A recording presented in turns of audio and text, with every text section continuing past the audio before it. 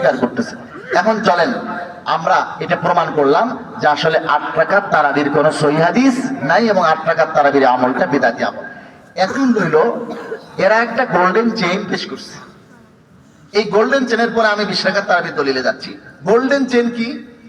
ওই যে একটা ব্রাদার্স আছে পাক্কা জাহেল, একটা পৃষ্ঠা বুখারী শরীফের অথবা কোরআন শরীফের বিশুদ্ধভাবে, কোরআন শরীফের একটা পৃষ্ঠা বিশুদ্ধ তেলাওয়াত করতে পারে না, একটা পৃষ্ঠা বুখারী শরীফের শুদ্ধ করে পড়ে দিতে পারবে না, কারো সামনে না, আমার সামনে না, আপনার যে কোনো আলেমের সামনে না, করতে পারবে না। এখন সে হয়েছে তাদের শায়েখ।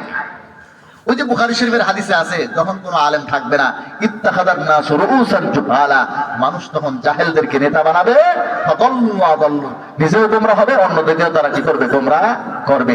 এখন ওই মুয়াত্তা ইমাম মালিকের একটা হাদিস পেশ করিয়া বলে, এই দেখো গোল্ডেন চেন, আমি একটু চেন আপনাদেরকে আজকে খুলে দেখাবো। চেনটা খুললে বুঝবেন এটা কি গোল্ড, এটা কি সোনা না অন্য কিছু। চেন না করলে তো টের পাবেন না। চেন করার এক ইচ্ছা আছে, সেটা এখন না কই রাইট হয়েছে তো অনেক। এই যে দেখেন মুয়াত্তা ইমাম মালিক, আমার হাতে যে কিতাবটা আপনারা দেখতেছেন এর একেবারে 40 নম্বর পৃষ্ঠায় চলে যান। মুয়াত্তা ইমাম মালিকের 40 নম্বর পৃষ্ঠা, একটু ভালো করে বুঝবেন। 40 নম্বর পৃষ্ঠা, এটা একটু হাদিসের কথা তো। মালিকুন আন মুহাম্মদ ইবনে ইউসুফ আন সাইব ইবনে ইয়াজিদ, এখানে ইমাম মালিক রাহমাতুল্লাহ আলাইহি মজবুত রাবি, মুহাম্মদ ইবনে ইউসুফ রাবি সাকা, সাইব ইবনে ইয়াজিদ তো সাহাবী, তাহলে এখানে কেউ দুর্বল না। এটাকে সে নাম দিছে যেহেতু সনদের মধ্যে কোনো দুর্বল রাবি নাই, এটা গোল্ডেন চেন। সনদ সিলসিলা, আর যেহেতু দুর্বল নাই এটাকে সিলসিলাতুল যাহাব। আসলে সিলসিলাতুল যাহাব সনদের একটা প্রকারকে বলে সিলসিলাতুল যাহাব। এটা উলুমে হাদিস যারা পড়েন, উলুমে হাদিসের মধ্যে, উসুলে হাদিসের মধ্যে সিলসিলাতুল যাহাব বলে একটা কথা আছে। তো এই সনদকে কোন মুহাদ্দিস সিলসিলাতুল যাহাব বলছে বলে আমার জানা নাই। এই হাদিসকে মুয়াত্তা ইমাম মালিকের মধ্যে মালিক আর নাফি আন ইবনে ওমর, এটাকে কেউ কেউ সিলসিলাতুল যাহাব বলেছেন, গোল্ডেন চেইন বলেছেন। কিন্তু এই সনদ যেটা এখানে আছে মালিক আর মুহাম্মদ ইবনে ইউসুফ আন সাইব ইবনে ইয়াজিদ, এই সনদকে কেউ কোনোদিন গোল্ডেন চেইন বলে নাই। তারপরেও আমি একটু চেনটা আপনাদেরকে খুলে দেখাই, তারপরে আপনারা বুঝবেন যে এখানে আসলে কি সোনা আছে না অন্য কিছু আছে। খুলবো?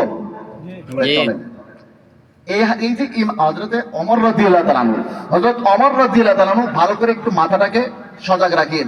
হযরত ওমর রাদিয়াল্লাহু তাআলা আনহুর জামানার তারাবির রাকাত সম্পর্কে বর্ণনা করেছেন 7 জন। হযরত ওমর রাদিয়াল্লাহু তাআলা আনহুর জামানার তারাবির রাকাত সম্পর্কে বর্ণনা করেছেন কয়জন? 7 জন। যেরকম 7 জন। কয়জন? 1 নম্বর সাইব ইবনে ইয়াজিদ, যার riwayat এখানে আছে, সাইব ইবনে ইয়াজিদ, উনি সাহাবী সাগীর। এক, ওনার ব্যাপারে যেহেতু তাফসীল আছে আমি একটু পরে বলতেছি। 2 নম্বর ইয়াজিদ ইবনে রোমান। 2 নম্বর কে? ইয়াজিদ ইবনে রোমান। 3 নম্বর আব্দুল আজিজ ইবনে রুফাই। কয়টা হলো? 3 জন। 4 নম্বর উবাই ইবনে কাব।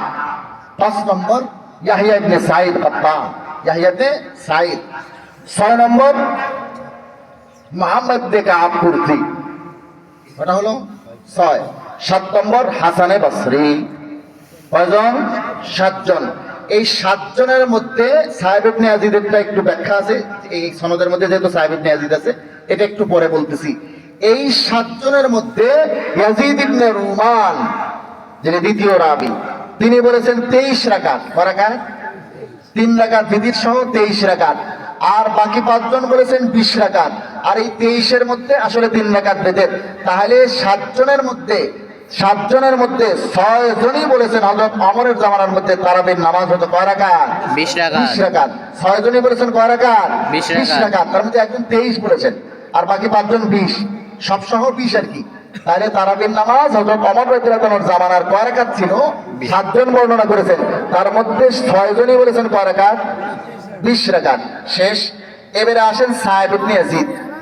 সাইব ইবনে ইয়াজিদের 3 জন শাগির্দ। সাইব ইবনে ইয়াজিদের কয়জন শাগির্দ? 3 জন। 3 জন শাগির্দ।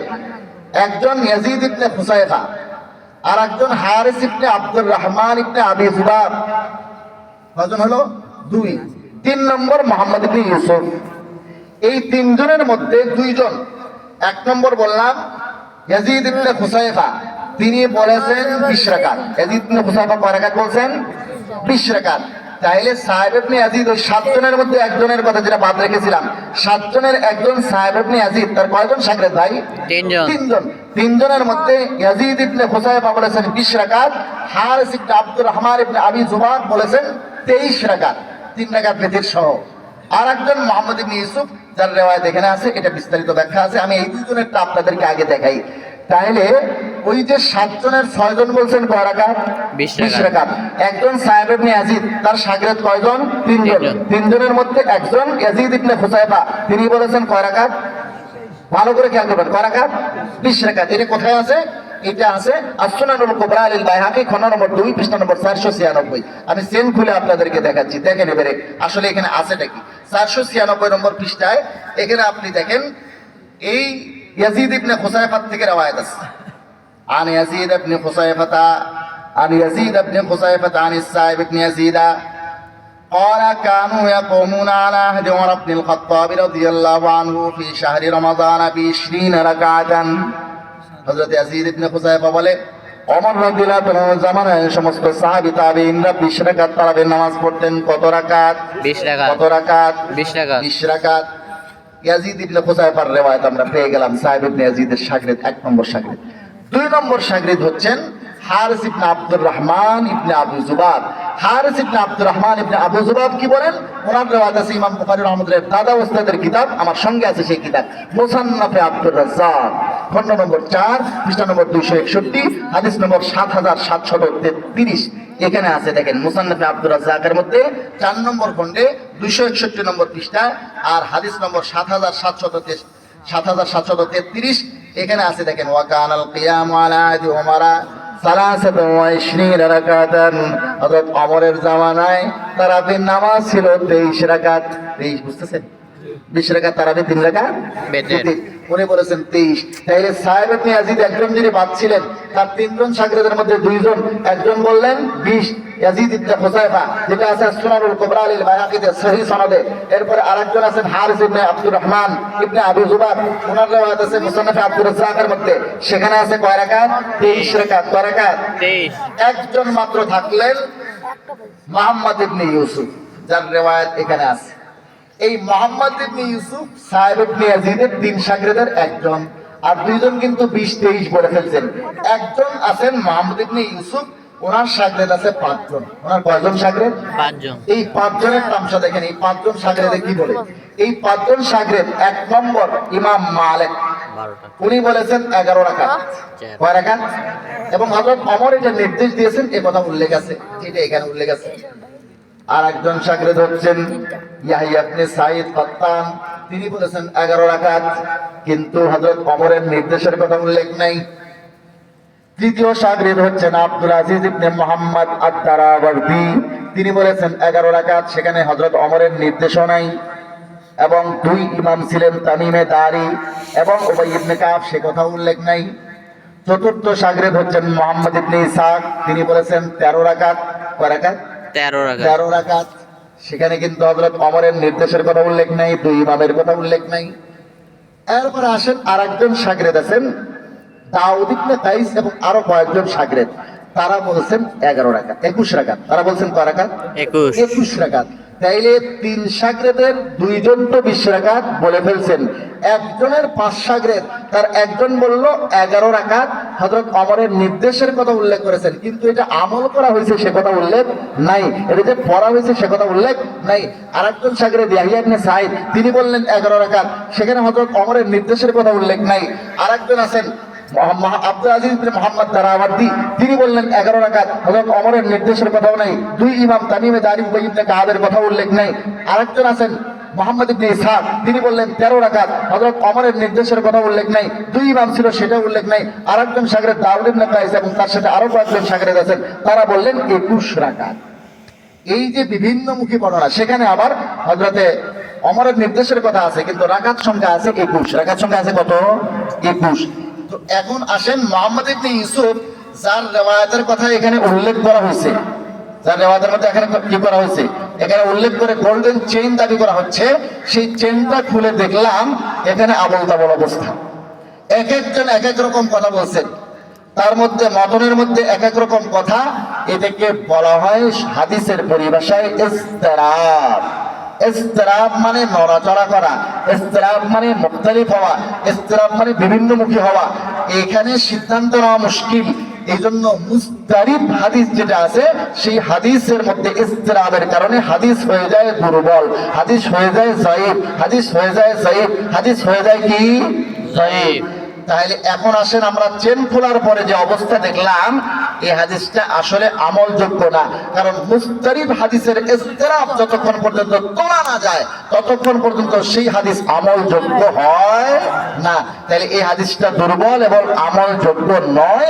চেন খোলার পরে দেখা গেল এখানে সোনা নাই, ধোঁকা।